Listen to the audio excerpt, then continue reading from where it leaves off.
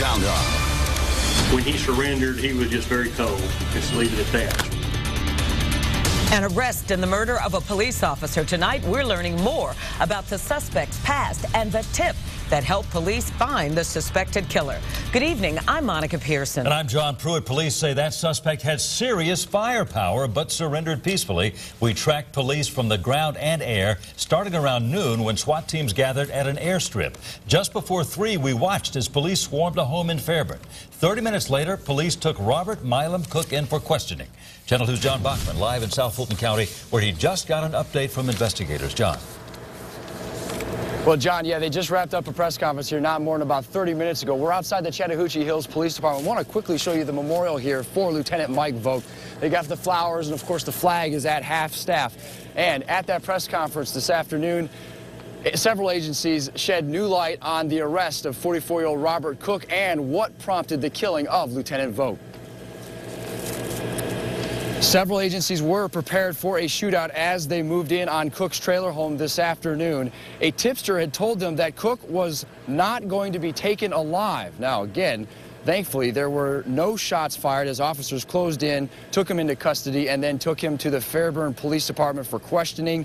A high-powered weapon, we're told, they believe it is the murder weapon, was recovered at the scene. We also learned today that police think Cook, who has a DUI on his record, was worried that Lieutenant Vogt, when he made contact with him on Monday afternoon, was going to take him into jail for drunk driving again. So police say that Cook then pulled his gun.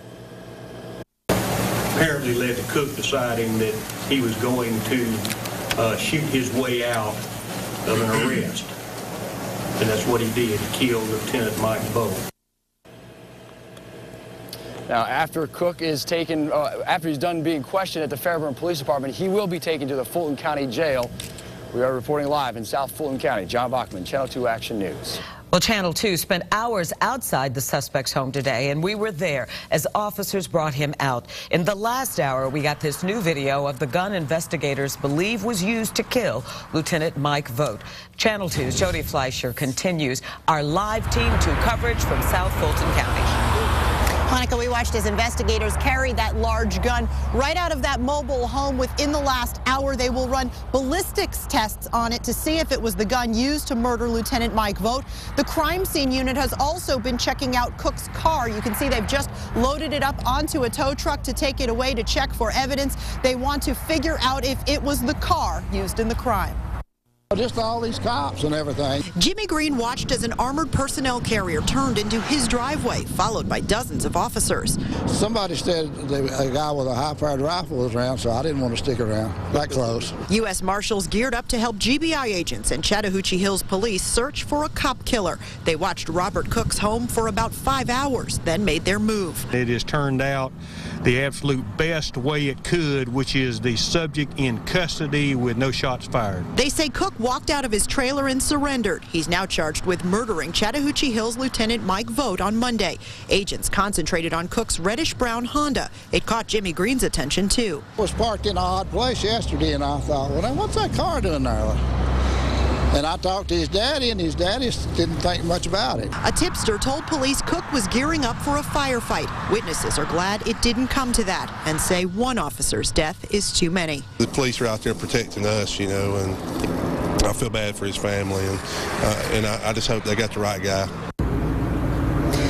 And we'll show you another look at that car. You can see it is similar to the one officers gave us as a description for their suspect vehicle. There are some differences. There's, of course, a different make and model, but the coloring is similar, and it's very dusty at the bottom. They initially thought that it might be a beige car on the bottom, so we don't know if there was another vehicle in the area or if this was the same vehicle, and that just wasn't an exact match to what they described. Again, crime scene investigators will be here for several hours going through the home, removing evidence. Meanwhile, Cook is at the Fairburn Police Department being questioned, and then he will be taken to the Fulton County Jail. Reporting live in South Fulton County, Jody Fleischer, Channel 2 Action News. Jody, thank you. We do have more details on Cook. Within the past 15 minutes, the Fulton County Sheriff's Office sent us a new mugshot and revealed Cook previously was arrested for driving under the influence, aggravated assault, and other charges.